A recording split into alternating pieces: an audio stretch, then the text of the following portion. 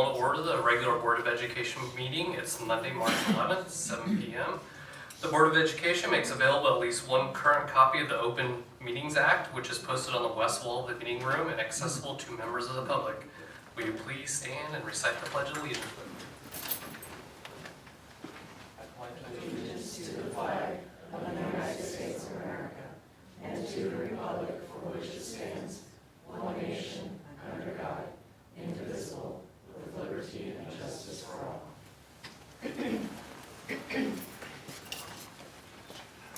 Okay, we'll start with the consent agenda. Do I have a motion, please?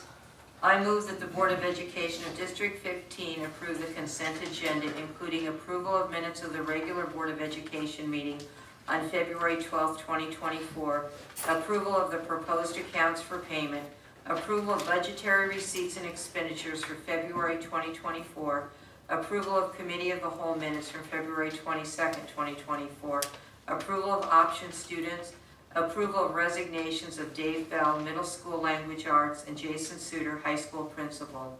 Approval of contracts for 2024-2025, Cora DeVore Elementary, Jenna Lee Wright Elementary, Ashley Ford Elementary Resource, Landon Weber High School Math, Lisa Mosier High School Math.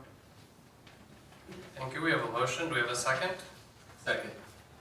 Jason, you want to start with the Treasury report? Yes, so for the month of February, payroll was $1,663,437.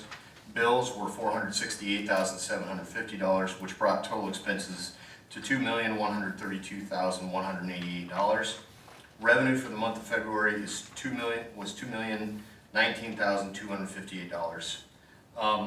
So at this point, we're exactly, after the month of February, halfway through the budget, or 50%.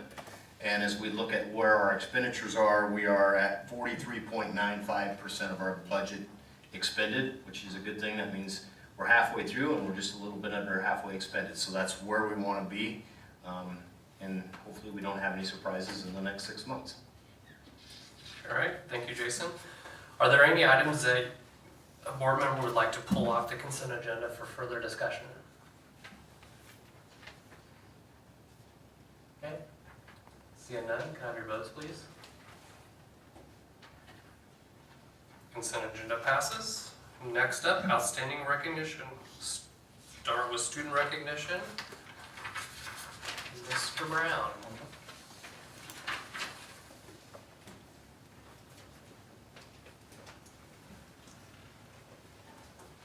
We have two students here, both wrestlers, that finished runner-up this year.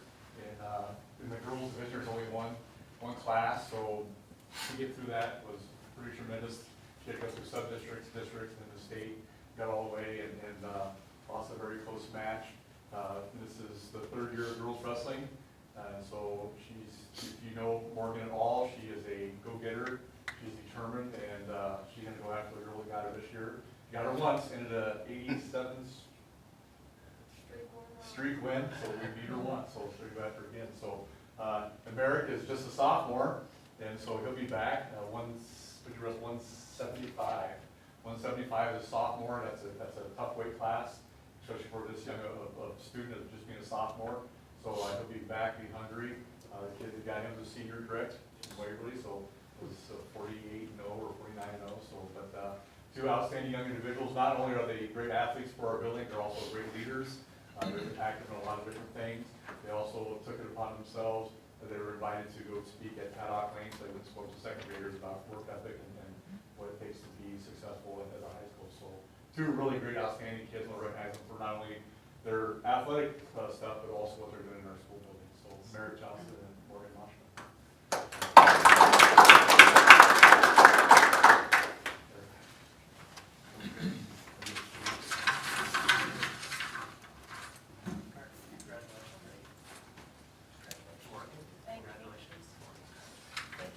Can we get a picture of you guys all together?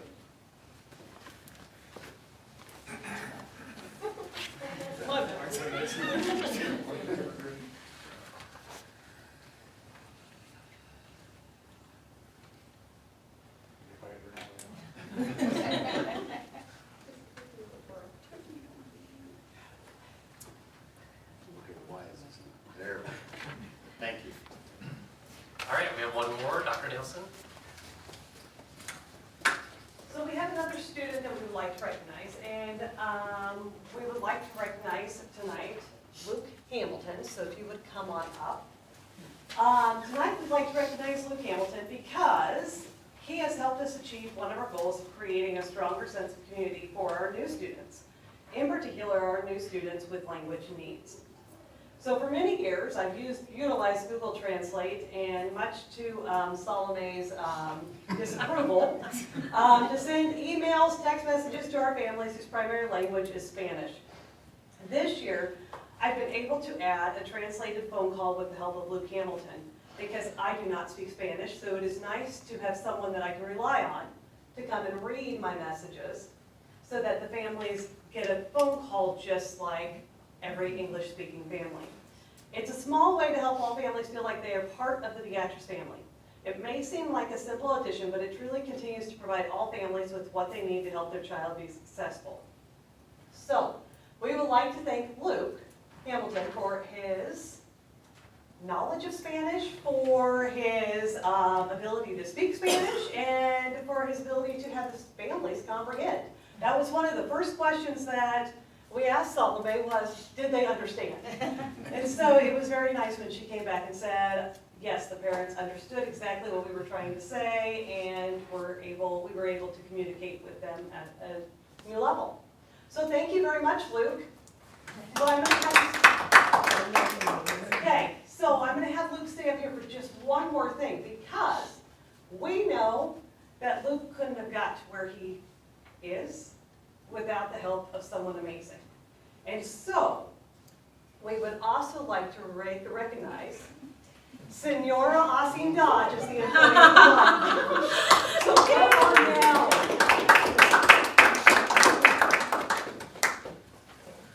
So now I'll turn it over to Mr. Suter. Salome was nominated by an individual who noted this: Salome is the most dedicated person I have met at Beatrice Public Schools. Since I have known her, she has worn multiple hats and responsibilities at the same time, always with a smile on her face and while seeking the best well-being of the students. No matter how tired she is, she always finds the strength to work for them. In the past 2 years, our English learner population has tripled, and Salome takes each child's needs personally. A lot of our EL families even have Salome's personal phone number.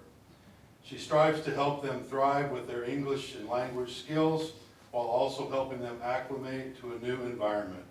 She navigates the EL scene while also continuing to teach the Spanish 3 and Spanish 4 classes at the high school. We simply do not know how she continues to do what she does. Additionally, Salome is a teacher of 2 languages at the same time, which is a great challenge. She must prepare more than any other teacher and yet is always ready. She helps with students and staff and families, making sure everything can be okay. Salome doesn't expect recognition and doesn't get credit for the things she does.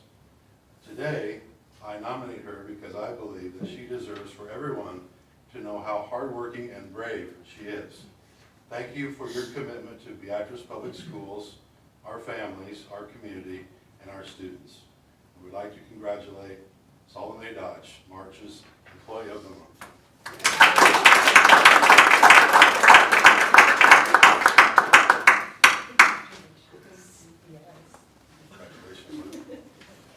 All right, stop the both of them. We'll get pictures together.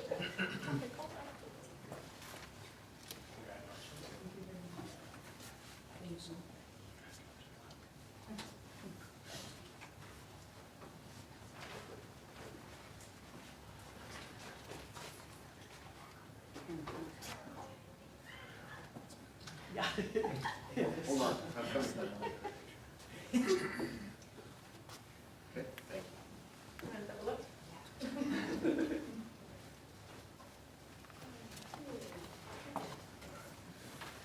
All right, congratulations. Next up, information portion of our meeting. We will start with the student update. Maddie.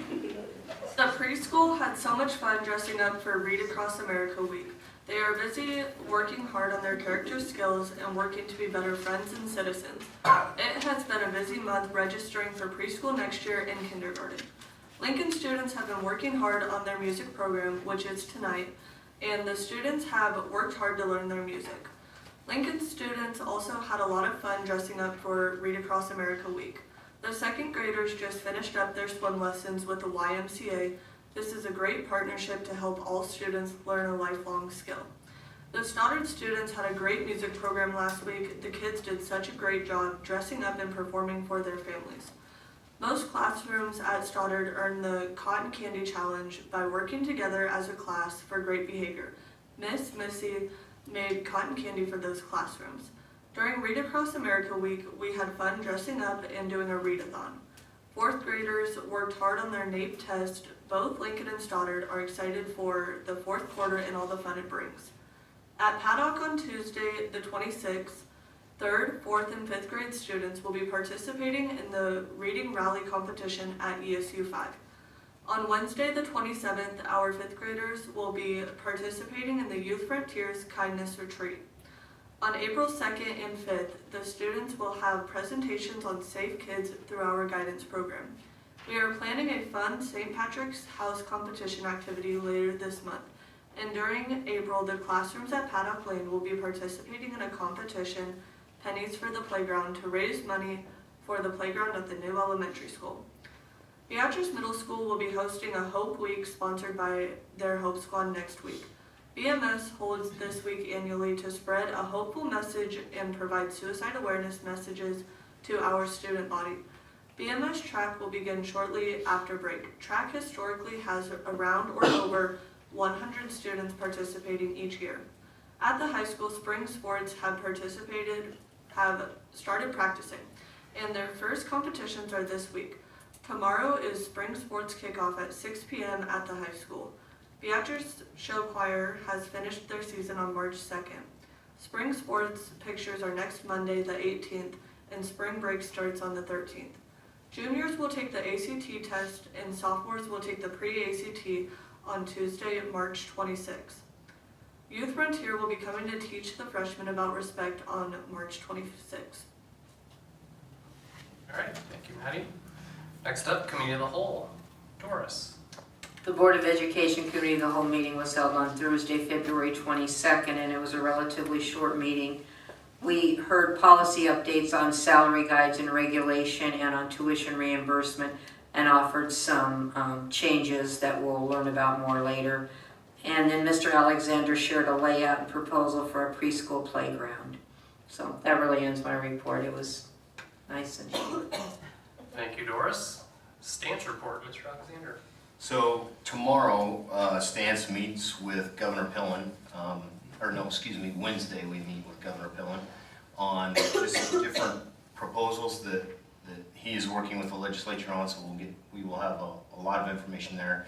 In our last Zoom meeting, we talked primarily about two bills that I'll just make you aware of. The first one is 1402. LB 1402 is Senator Linehan's bill that basically directly appropriates $25 million to scholarship granting organizations in the state of Nebraska that can then take those scholarships and use them to attend any school they want to. So that bill is out there. The reason I bring it to your attention is because LB 753, if you remember last year, was the Scholarship Opportunities Grant that Senator Linehan proposed, and it did get voted through the legislature, but then also ended up collecting 116 to 117,000 signatures this summer to be on the ballot for the state of Nebraska, for the voters of the state of Nebraska to decide if that $25 million should be spent towards scholarship opportunities for public school or private school kids. So that bill 1402 kind of directly circumvents the referendum vote this November. If it passes, that $25 million will be appropriated to scholarship granting organizations. So that's an important one to keep in front of you in the next few weeks and see how that unfolds in the legislature. The other one, we call it right now LB 1316. but we're not especially sure that that's going to be the bill that it advances as, just because of, if you recall last year, we had LB 753 that really had 18 different bills on it. We called it the Christmas tree bill. So 1316 would be the proposal to put a 3% hard cap on schools across the state. There's a lot of misinformation out there. As you remember last year, we talked about that 3%, what it meant. We did vote to access that 3%, and we used roughly about 2.79% of that additional 3% because we need it for our particular situation. There were 16 schools in the state that did the same thing Beatrice Public Schools did. There were 177 out of 244 schools in the state that voted to exceed that 3%, but only 16 actually used it. With this 3% hard cap in place in the future, it will mean a 3% reduction in overall revenue that schools can collect in their budgets moving forward. Now, next year would have an impact, but as you recall, as we were talking about this, one of the things that we talked about is historically, whenever there was a change in the TIOSA funding formula or whenever there was a change at the unicameral, it always came back and traditionally hurt schools. In biennial year 25-26, this particular hard cap would result in about $2 to $3 million of budget revenue loss for Beatrice Public Schools. There are schools across the state right now that didn't access that next year they will experience that type of a loss in their revenue cycle. So the rhetoric that we heard last year about not accessing it, not using it, and the rationale for why we did, I'm very glad we did as a Board of Education. Not an easy decision to make, but you did the right thing because it allows us another year of security if those hard caps go into place. So that's an important bill to keep an eye on in the coming weeks. That will be a major topic with Governor Pillen on Wednesday where he stands on that, because ultimately we all know he could veto that if it came to his desk, and then it would require 33 to override it. Thank you. So we're watching that very closely. It's an important bill. I'll keep you updated on it. I know Charles has written testimony for that bill. Is there anything that you would throw in there that I haven't said? I think you've said it well. It will have, yes, that bill will have a devastating impact on a lot of the schools in the state of Nebraska, all of them, to be quite honest, because as we think about where we are in relationship to the cost of simple inflation, when our busing contract goes up 3% a year, when our utility costs go up 3% a year, when our costs just to operate, and that leaves off staff salaries, goes up 6 or 7%, for us to be capped at a 3% revenue stream just is not going to work. And so that's going to mean. We will start with second reading of Regulation 4110.1, Advancement of Salary Schedule. Mr. Alexander. So policy 4110.1, it's the relatively simple of the two policies that we've talked about. It just reflects the district accepting and recognizing all years of experience that a teacher brings upon moving to our district. The reason this is important is typically we've accepted up to 5 years of experience in the past, but as the teacher shortage becomes more and more of an impact on schools across the state, schools are starting to accept all years of experience in order to be able to remain competitive. So the policy it says that we will accept all years of experience as a teacher transitions or moves into Beatrice Public Schools if they have any. Okay. Do you know, I have a comment. When I'm looking at the document, it still says, and including 50 years of prior experience. It must have got uploaded wrong, so I apologize. Take it down. Well, that was the one we looked at previously. Yeah, it is. Any other comments on that policy? Okay, next up, second reading of policy 4110.3, tuition reimbursement. So this one is the more complicated of the two because it's something that we've never done before. We've talked about this now at a couple of at a committee of the whole meeting, then at a board meeting, then at a committee of the whole meeting. This is the fourth time, and we've tried to capture all that conversation and those comments and reflect. And then I took it back to our legal counsel again this past, in between the committee of the whole meeting and this board meeting, just for another look at it. And we had some questions about a promissory note as well. But essentially what we've come up with is if we ask a teacher to get an endorsement beyond what they're endorsed in to teach a specific class, we would be willing to work with them to pay their tuition as long as they gave us a promise of 2 years of commitment after they, or during the time that they got that endorsement. So we've nailed all that down, I think, pretty clearly. After the last meeting, there was a question, after the last 2 meetings, there was kind of a question about the rate of reimbursement if the teacher did not make that, adhere to that commitment of 2 years of teaching with Beatrice Public Schools upon finishing that or working towards that endorsement. Essentially, what we've come down to, and this is through guidance with our legal counsel at Perry Law Firm as well, is that if the teacher leaves with 5 months of consecutive service or less, they would be responsible for reimbursing the school 100% of any cost that the school has paid to them. So what could happen is a teacher could start that in a summer before or a year before, start that endorsement, and then turn in a bill, and then we could reimburse them for part of that classwork. Then they could end up, for whatever reason, needing to leave without serving 5 consecutive months. In that case, they would have to return the 100% of that cost that we had paid for. Then we moved to the next level and said, well, what happens if it's between 5 months and 12 months or a year? And we said that would be 50% reimbursement that the teacher would have to make. After the last meeting, we talked a lot about what the right thing to do with the next level, what the next level would be.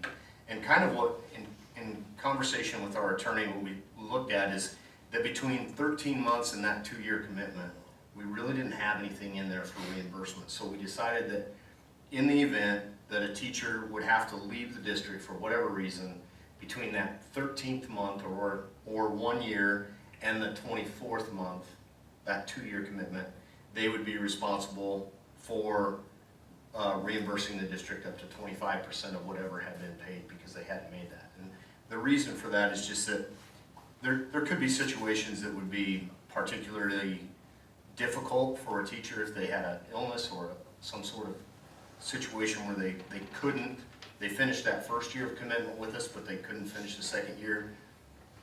They had helped us out for that long, and we'd want to make sure that if they were in that situation, they would be responsible for returning a portion of that, but not necessarily all of it because they had taught for a year with us. So we came up with the 25% in conversation with our attorney. So that's how we arrived at that. But basically, at the end of the 2-year commitment or at the start of the teacher's 25th consecutive month of employment, they would no longer be required to reimburse us.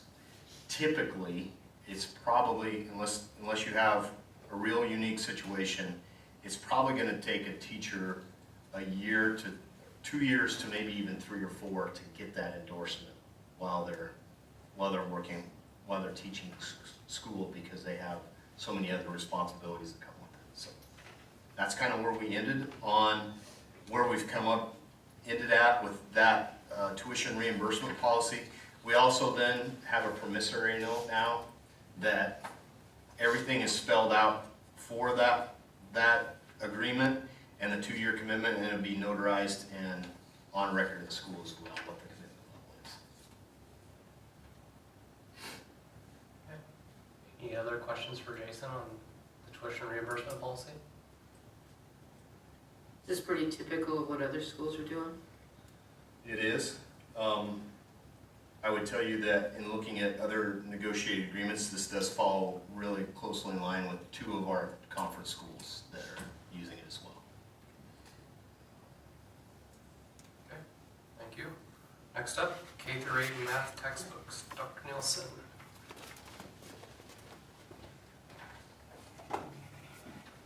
Okay, so at your chair, you have goodies in front of you. I will take those back at the end of the night though, so do not take those home to go study math. So this year, Beatrice Elementary and middle school teachers evaluated numerous resources to support our math instruction. When gathering the initial set of resources, we utilized the state's Nebraska High Quality Material Site. So all of the materials we looked at were identified as green or as meeting the state's expectations to clearly meet alignment and usability. So we made sure that we were looking at high quality materials when we first started this process. The team started with evaluating 11 different resources and they narrowed it down to 3. With the 3 resources, we then invited in or had Zoom calls with textbook representatives to go deeper into how each resource worked and what pieces were available for teachers and students. The rubric we utilized focused on compatibility, specific criteria such as skill development, conceptual understanding, mathematical processes, and general criteria such as appropriateness, scope, and teacher resources. So after the group had all 3 of those resources, both teams came up with the same decision. They both decided that Envision Mathematics, which is by Savvis, was the company that was the resource we would go with. The resource has plenty of materials, plenty of supports. They offer professional development to help the teachers get a deeper understanding of mathematical processes and resources. So in looking at the quotes, which are found in Spark, there are 2 quotes. The elementary quote came to the total cost of $164,599.96. This cost is covered by ESSER 3 funding. The 6-8 total cost came back as $66,855.20. This cost will be covered by the district curriculum and instruction budget. So that is where we are at this point in time, and I will tell you, I know that next year we will also have another big piece that we will look at next year because we will be looking at our K-5 reading resources, which there's a lot that usually comes with that. So that's going to be an adventure too, and that is one reason why that hard cap is not good. Because when resources go out, that means there's no more online access. And so if our teachers lose those pieces, when students are trying to prepare for the NSCAS assessments, for other things that we utilize online, it's very hard when we don't have resources that are online. So that'll be next year though. Yes, any questions about the math textbooks? Any questions that you have for me? So Jackie, why are we able to use ESSER's funds for the elementary but not the middle school? We could use ESSER funding for the middle school. However, we have enough with, I will look at it again, but with staff salaries that we have coming out of ESSER 3 with the building that we have coming out of ESSER 3, there is not a lot left. And so there was enough left to cover this. If I can get the extra funding from, if staff salaries aren't as large as what we had forecasted, we'll quickly switch it over. So it's just a matter of, here's what we have left. Yep. We'll utilize, okay. Yes. And I think the other part of that, the answer to that question is we do have a textbook, in our budget, we do have a textbook line item that it fits in that as well. So it's a matter of how much do we take from ESSER's and how much do we pay for using the regular budget. So. I just didn't know if there was a stipulation on ESSER's couldn't be used for middle school, but yeah, for elementary. Okay. Nope. Thank you. Any other questions? I looked at the website and it looks like there's lots of really good resources. Looks like this is a good way to go, and just thumbing through the text tonight, I appreciate what this has in here, and also just noticing whenever you come up with a homeschool connection, apparently designed to take home and get parents to help, it's bilingual.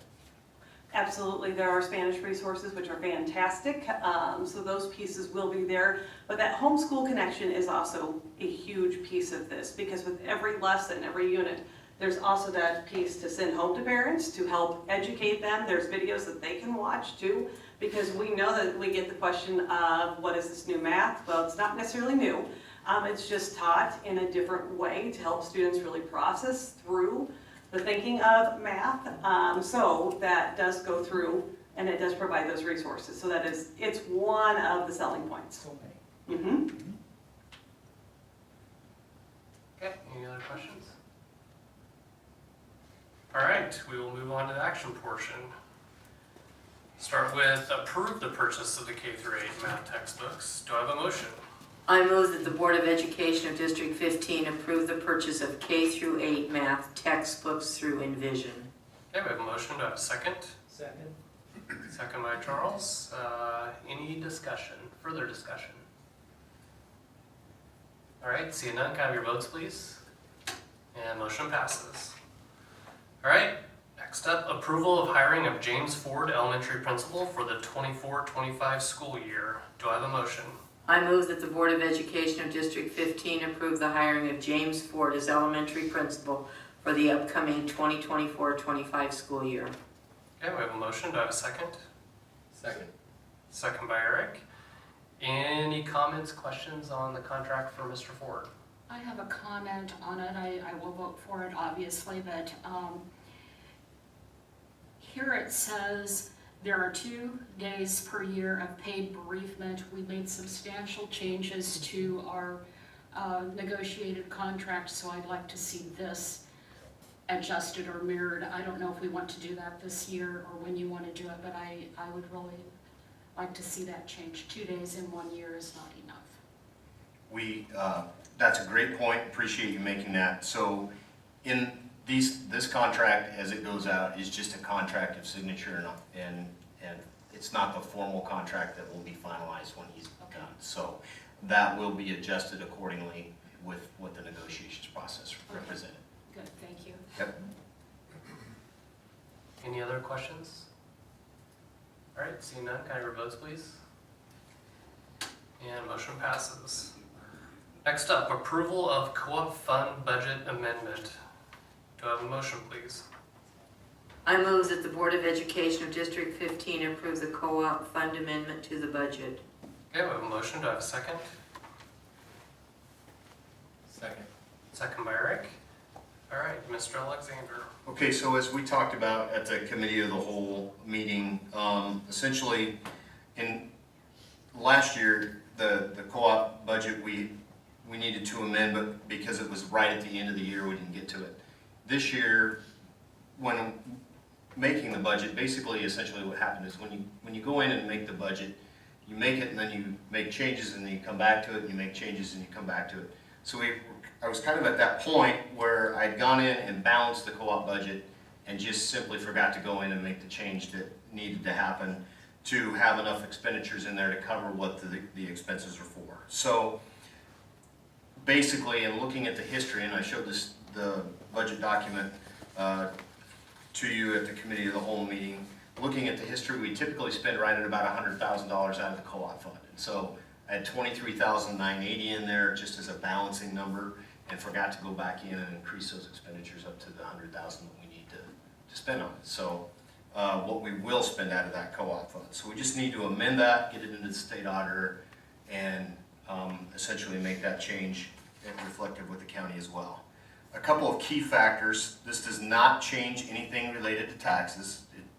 Our tax levy is set. That it has absolutely nothing to do with that.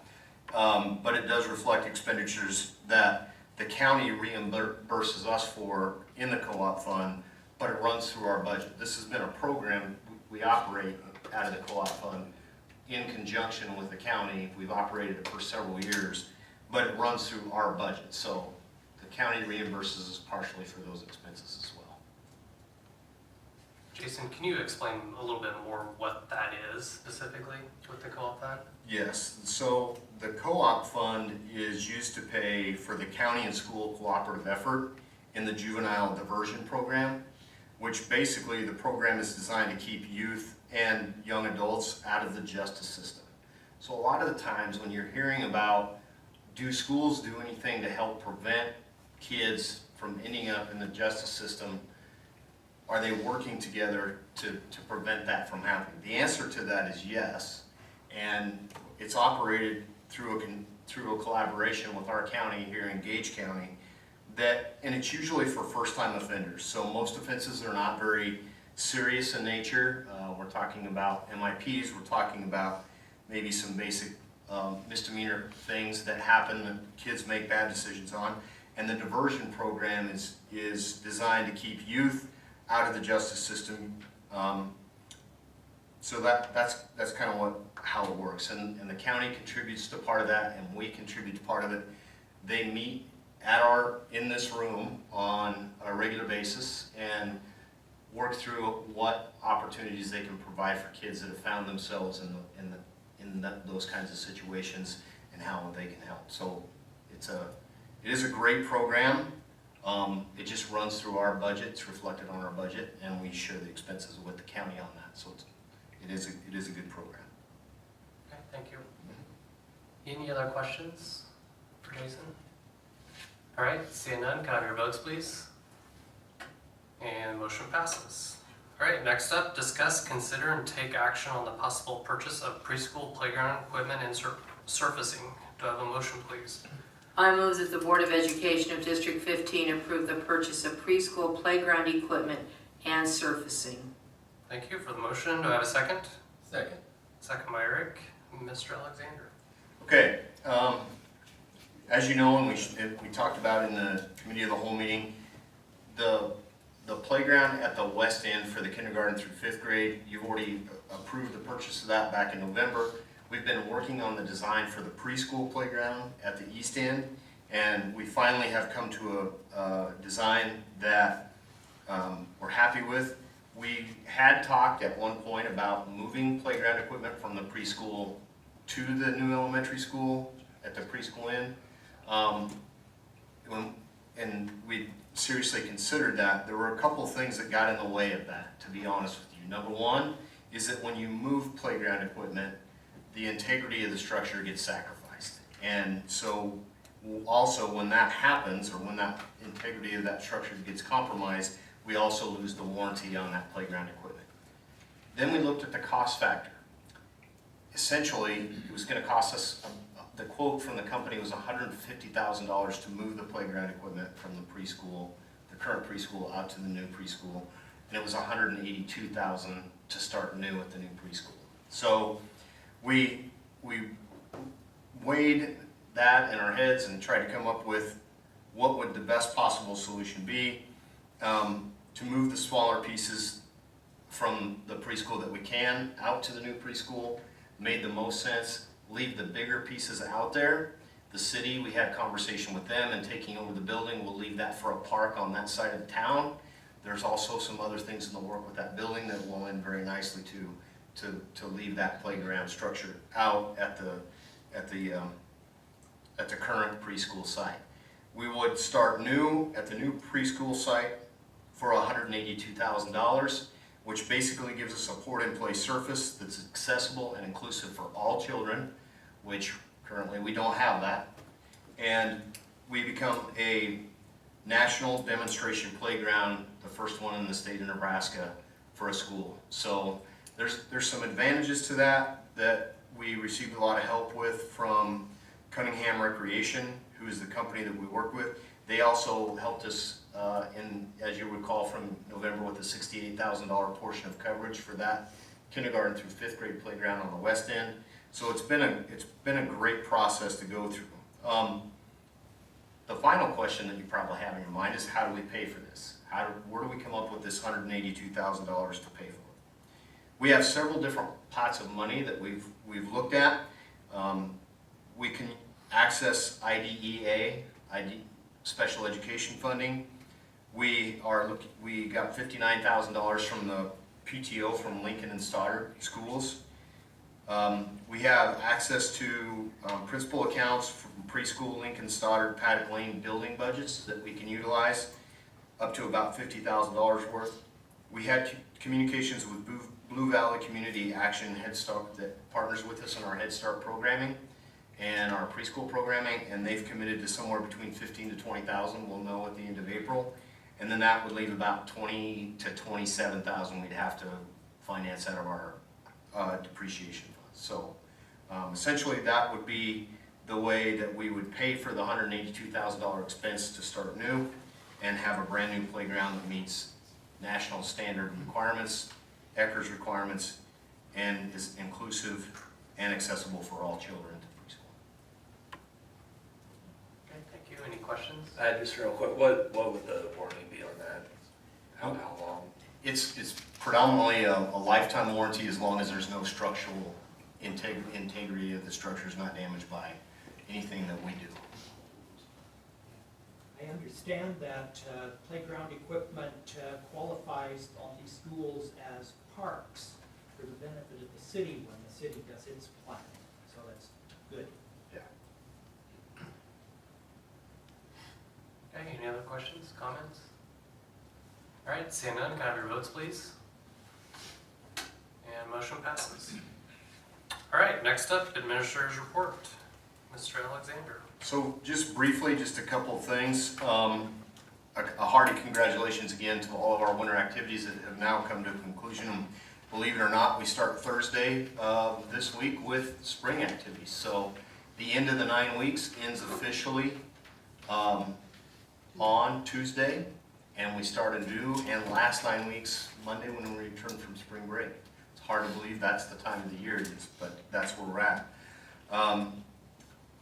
Also, the committee of the whole meeting right now, as we've kind of been talking about prior to the meeting, is scheduled for Holy Thursday, which is March 28th. So we will be sending out a time change on that, probably bumping it up to a little earlier in the evening so people can get to their collective responsibilities after that. So that's all I have. Okay, thank you. All right, notification of next meeting. The next regular meeting of the Board of Education will be April 8th, 2024 at 7 p.m. in the Administration Building. The Committee of the Whole meeting will be March 28th, 2024 at 5:15 p.m. So that's a noted change here in the Administration Building. An agenda for the meeting, which shall be kept continually current, is readily available for public inspection at the Superintendent's office during normal business hours. Do I have a motion to adjourn? I move that the Board of Education of District 15 adjourn. I have a motion. Do I have a second? Second. Second by Eric. Your votes, please.